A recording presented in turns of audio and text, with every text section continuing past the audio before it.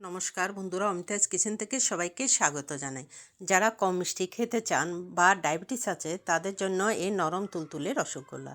মিষ্টি ভালোবাসলেও একটা চেয়ে দুটা খেতে পারি না, যদি ডায়াবেটিস বেড়ে যায়। তাই আজকে যে মিষ্টি বানিয়েছি তা অনায়াসে 3-4টা খেয়ে নিতে পারেন। দেখতে যেমন সুন্দর হয়েছে, খেতেও তেমন নরম তুলতুলে হয়েছে। আর মিষ্টির জন্য আমি এখানে 1.5 লিটার দুধ নিলাম। আর দুধের বলক আসা পর্যন্ত জাল করে নেব।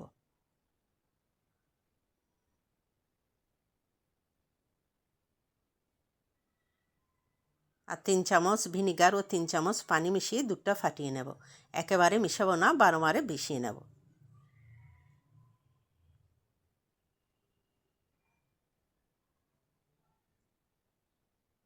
ছানাটা পানি দিয়ে ভালো করে ধুয়ে নেব।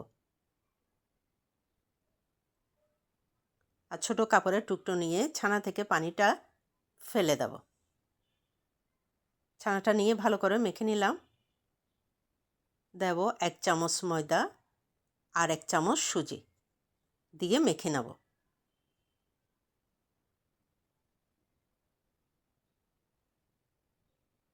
আমি এখানে 2 চিমটি বেকিং পাউডার নিলাম। আপনারা এর থেকেও বেশি নেবেন না, ছানাটা ভালো করে মেখে নেবেন। ছানা যত মাখবেন মিষ্টি তত ভালো হবে।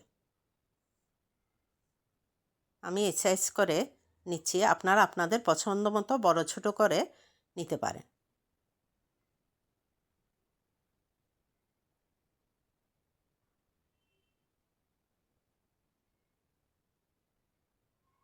আর ফুটন্ত পানিতে দিয়ে দিলাম 3টা এলাচ। এলাচগুলো আমি একটু মাথা ভেঙে নিলাম।